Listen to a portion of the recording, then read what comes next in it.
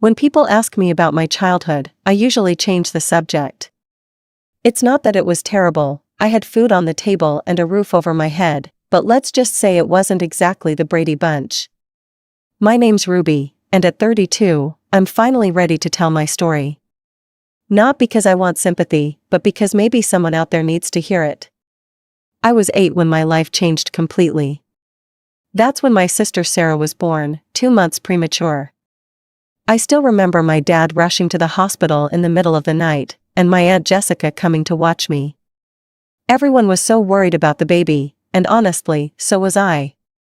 I didn't know much about premature babies then, but I could tell from the adults' faces that something was wrong.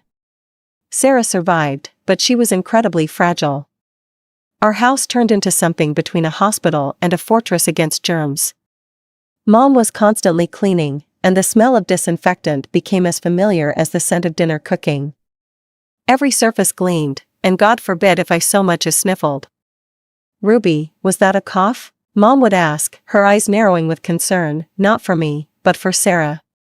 "We can't take any chances. Pack your bag, you're going to Grandma's for a few days." And off I'd go, either to Grandma's house or Aunt Jessica's, like I was being quarantined. It happened so often that I kept a pre-packed bag in my closet. At first, I tried to see these visits as mini vacations, but after a while, it just felt like exile. I threw myself into school, determined to at least make them proud that way. I got straight A's, joined the debate team, even won a regional science fair.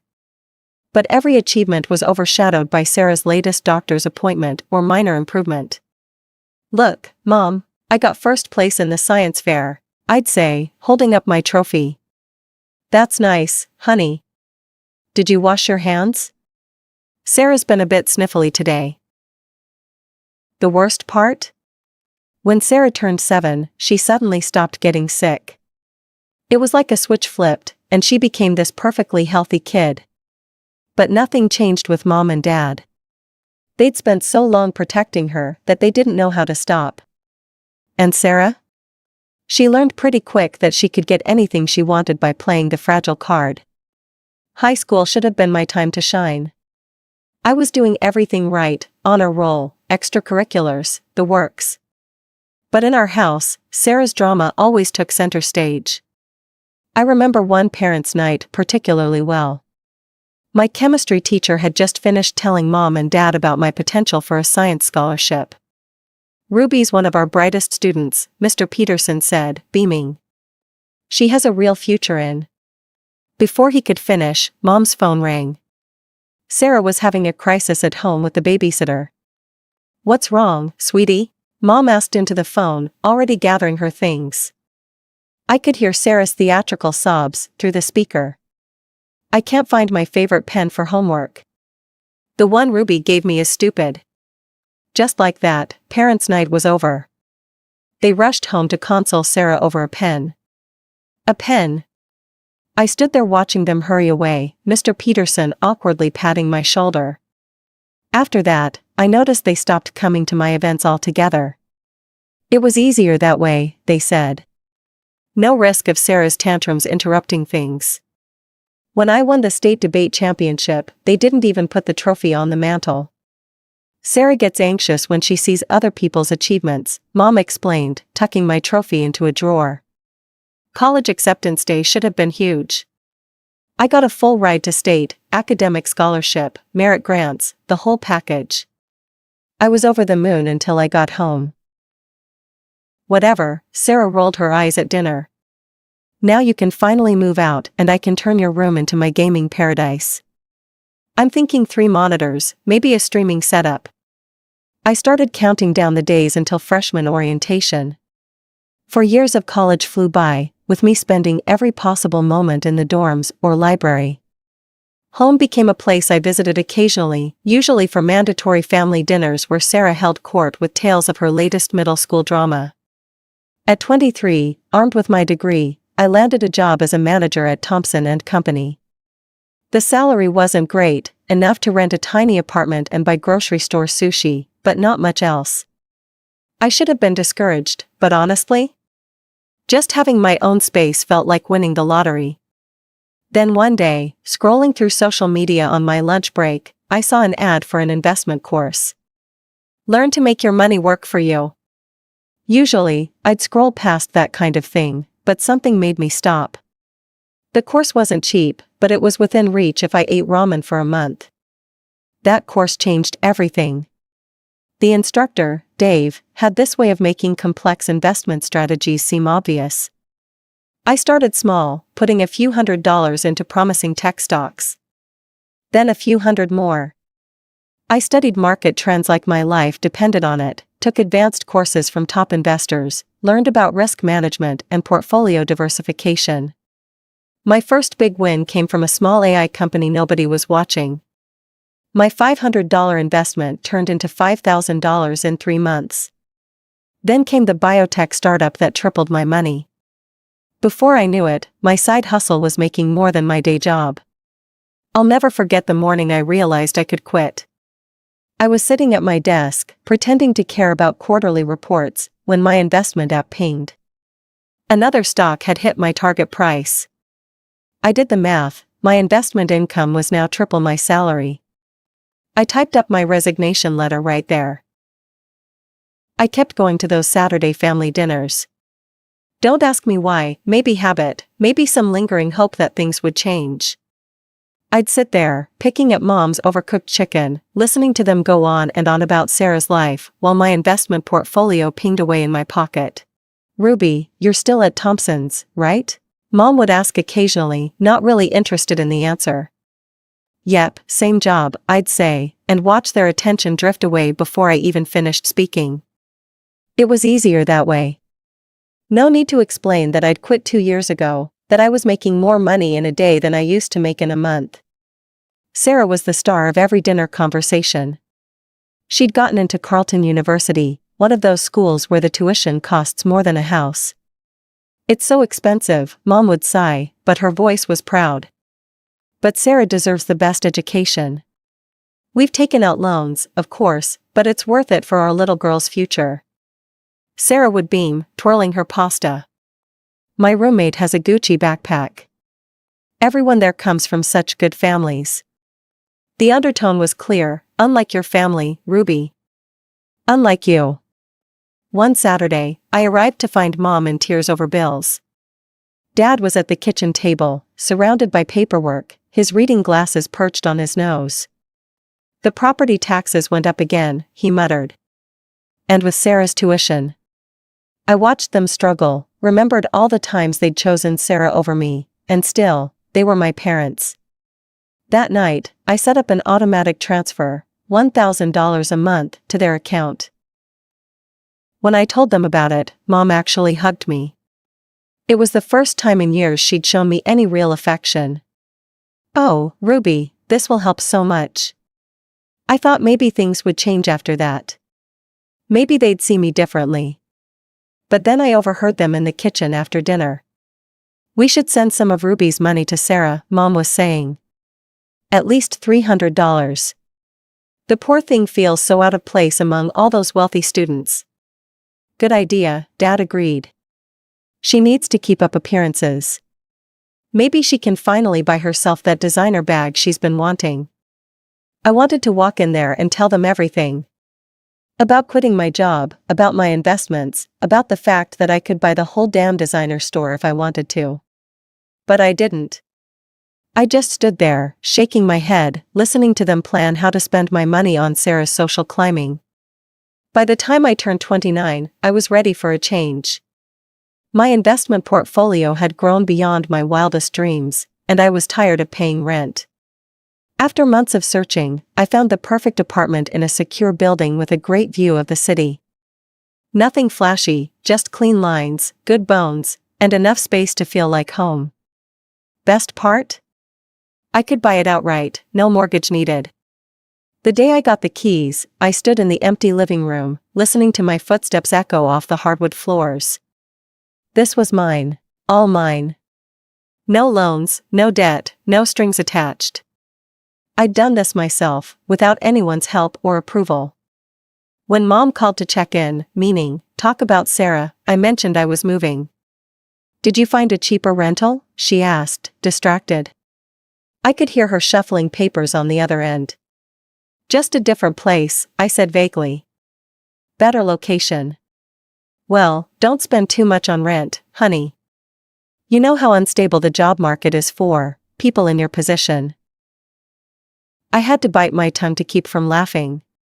If she only knew that my position involved managing millions in investments, not pushing papers at Thompson's. At the next family gathering, Aunt Jessica asked about my new place. Ruby's renting a new apartment, Mom jumped in before I could answer. But wait till you hear about Sarah's latest accomplishments. She's about to graduate from Carleton University. Top of her class. I watched the familiar scene unfold, relatives cooing over Sarah's prospects while shooting me pitying glances. Sarah's going places, Dad announced proudly. Not that we're surprised. She's always been our achiever. Already has companies fighting over her. Unlike some people who settle for mediocrity, my cousin whispered to his wife, not quite quietly enough. I sipped my wine and thought about the stock trade I'd made that morning that had earned more than his annual salary. But I stayed quiet. Let them think what they wanted. Then came Sarah's graduation party. Mom and Dad went all out, catered food, expensive decorations, the works. I noticed they used the money I sent them to help pay for it, but whatever. I was used to it by now. Sarah pranced around in her cap and gown like she'd just won the Nobel Prize. She spotted me by the punch bowl and made a beeline over, clutching her diploma like a weapon. Look at this, Ruby, she thrust the diploma in my face. Carleton University. Not some state school like you went to. And I already have interviews lined up with top companies. I'm not going to end up pushing papers like you. I took another sip of punch. Congratulations, Sarah. That's all you have to say? Aren't you jealous? I mean, I'm going to be so successful, and you're just, well, you. She stood there, practically vibrating with the need for me to acknowledge her superiority. I could have told her about my portfolio. About my fully paid apartment. About how I made more money before my morning coffee than she'd make in her first year of work. But what would be the point? Instead, I just shrugged and walked away, leaving her standing there with her diploma held high like a shield against her own insecurities. 3 months after graduation, Sarah was still unemployed. Those companies that were supposedly fighting over her? Turns out they weren't so impressed with her expensive degree after all. Meanwhile, the loan payments started rolling in. Ruby, Mom called one evening. Do you have a minute to talk? The loan payments for Sarah's education. Mom paused, probably for dramatic effect. They're really crushing us, honey. And with all our other bills. I hate to ask, but could you possibly? How much do you need? I asked, already knowing I'd regret this. Well, if you could increase your monthly help to $2,000, that would be such a blessing. I thought about all the times they dismissed my achievements, all the times Sarah had mocked my career. But I also thought about my bank account, with its comfortable 7 figures that my family knew nothing about. Okay, I said finally. I'll set up the new amount starting next month. Mom's thank you was barely out before she started planning how to spend it. This will help so much with Sarah's loan payments, and maybe we can help her buy some proper interview clothes. A few weeks later, Sarah finally landed a job at the same company where Dad had gone to college with the HR director. The irony wasn't lost on me when she ended up with the title of manager. I stopped by their house one weekend and found Sarah sprawled on the couch, scrolling through apartment listings on her phone. God, everything's so expensive, she whined. I can't believe I have to live here with Mom and Dad. This is so embarrassing. You could look at some smaller apartments, I suggested. Or maybe outside the city center? She looked at me like I'd suggested she live in a dumpster. I need to be in the right neighborhood, Ruby. Not that you'd understand. Some of us have standards. I glanced around at our parents' modest living room, where she was currently living rent-free, but kept my mouth shut. Anyway, she continued, tossing her phone aside, this is just temporary. Unlike you, I'm not going to be stuck as a manager forever. I have actual potential. As Thanksgiving approached, Mom went into her usual hosting frenzy. Every year, she insisted on doing everything herself, turning the kitchen into her personal stress domain. But this year was different. I don't know what I'm going to do, she moaned over the phone a week before the holiday. I sprained my back getting Sarah's laundry out of the dryer, and I can barely stand up straight. How am I supposed to cook for 20 people? Why don't you let me handle it? I offered. I can have everything catered from that new restaurant downtown. You're such a good daughter, Mom gushed. I don't know what we'd do without you. I caught sight of Sarah in the background of our video call, rolling her eyes dramatically. Mom's praise of me, however slight, was clearly ruining her day. Thanksgiving Day started like any other family gathering. The catered food arrived perfectly on time, and I helped Mom arrange everything while trying to ignore Sarah's running commentary about how store-bought stuffing could never compare to homemade. I'd brought my laptop along because the markets in Asia would be opening during dinner, and I had a few positions I needed to monitor. I set it up in my old room and left it running while I joined the family. The food was excellent, definitely better than Mom's usual dried-out turkey. As everyone settled in with their plates, Mom couldn't help but mention her back again. I was so worried about how I'd manage the cooking, she said, addressing the whole table of aunts, uncles, and cousins. But Ruby stepped in and arranged for all this lovely catered food. Wasn't that thoughtful? That's really nice of you, Ruby, Aunt Jessica smiled at me. It must have been expensive. Oh, it's nothing, I said, trying to deflect the attention. I'm just glad everyone's enjoying it. She's doing well enough at that management job to help us out quite a bit, Mom added proudly, probably the first time she'd bragged about me in years. I noticed Sarah's face darken. She pushed her chair back abruptly and left the room. I thought she was just having one of her usual tantrums, but something felt different this time. She returned moments later, clutching my laptop with a triumphant smirk that made my blood run cold. Let's see just how well Ruby's really doing, she announced to the whole table. Since she's so generous, I bet she won't mind if I show everyone her bank account. Time to prove what a loser she really is. I jumped up from my chair. Sarah, don't. But it was too late. She had already turned the laptop around, my banking app still open from my earlier check. The room went dead silent. Sarah's face drained of color. She looked like she'd seen a ghost. Her hands started shaking so badly, I thought she might drop my laptop. Sarah? Mom asked, concerned. What's wrong? What does it say? Sarah's voice came out as barely a whisper. $4 million. The silence that followed was deafening. I could hear the tick of Mom's ancient kitchen clock, the hum of the refrigerator, the sound of my cousin's fork clattering onto his plate. There must be some mistake, Aunt Jessica said, peering at the screen. Ruby's a manager at Thompson's. I haven't worked at Thompson's for years, I said quietly, finally letting the truth out. I quit to focus on investing full-time. I studied the markets, took courses, learned everything I could. And I got good at it, really good. You mean you're rich? Sarah's voice cracked on the last word. I took a deep breath and looked around the table at my family's shocked faces. I've been investing for years now. Started small, learned as I went. Yes, I have $4 million in that account. And no, I wasn't hiding it, you all just never asked. The silence lasted exactly 3 seconds before Mom's scream shattered it like glass. $4 million? She shot up from her chair, her face turning an alarming shade of red. You have $4 million and you've been letting us struggle all this time? I stared at her in disbelief. Struggle?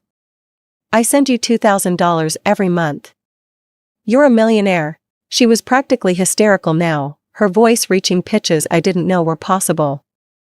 Your sister has student loans. We have bills. How could you be so selfish, so greedy? Dad joined in, his face twisted with anger. We raised you better than this, Ruby. To think you've been hoarding money while your own family suffers. I felt something snap inside me. Years of being the second choice, the afterthought, the reliable but unimportant daughter, it all came rushing out. Hoarding money? Are you serious? I laughed, but there was no humor in it.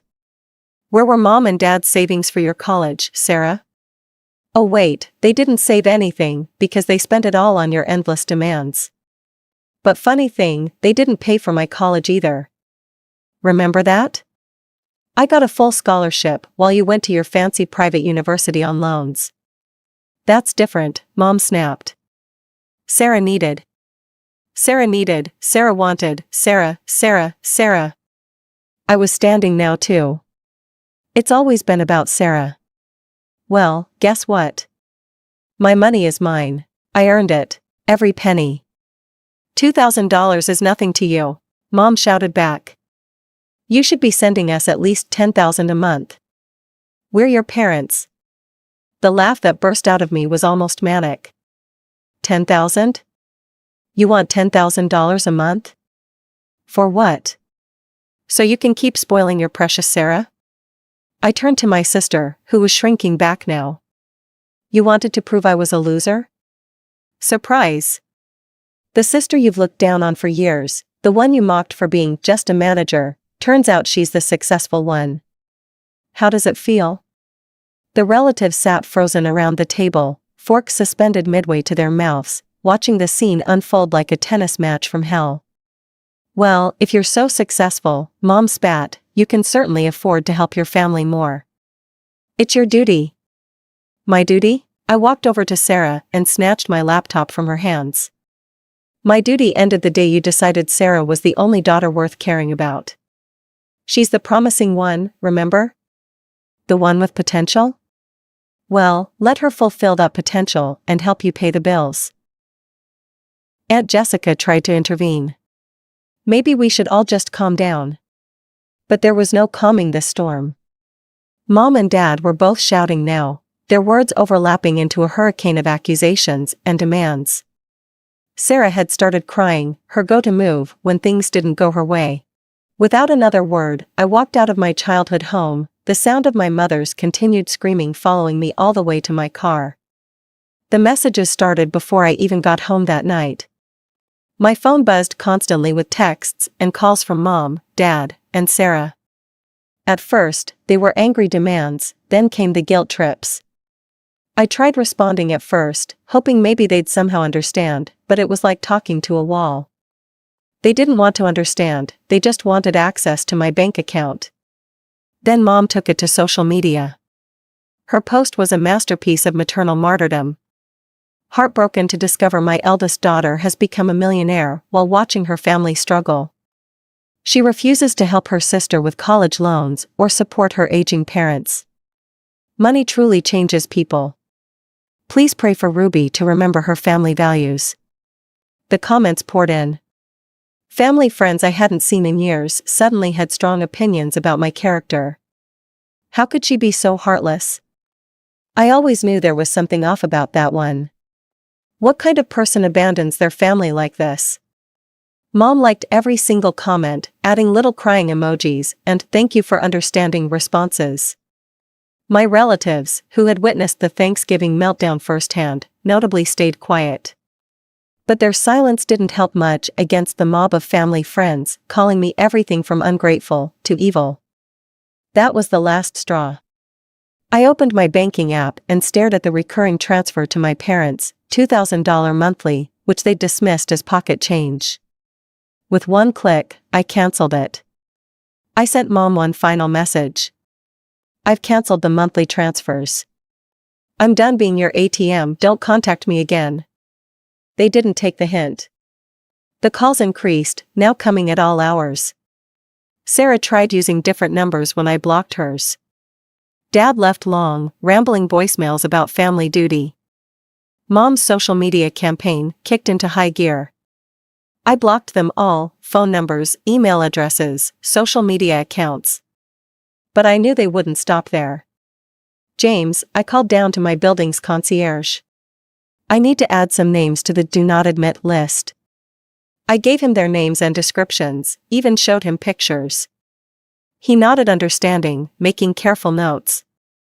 Sure enough, the very next day, James called up to let me know my parents and Sarah had tried to force their way in. They'd caused quite a scene in the lobby, threatening to call the police. That night, I opened my laptop and started researching real estate in other states. Maybe it was time for a fresh start somewhere new. Somewhere they couldn't find me. Some might call it running away. I call it setting boundaries. They had their chance, years of chances, actually. They chose to ignore my achievements, belittle my success, and favor Sarah at every turn. Now that they've shown exactly how they view me, I feel no obligation to maintain the relationship. And as I research homes in distant cities, I feel nothing but relief. Sometimes the healthiest thing you can do for yourself is walk away. Even, especially, from family.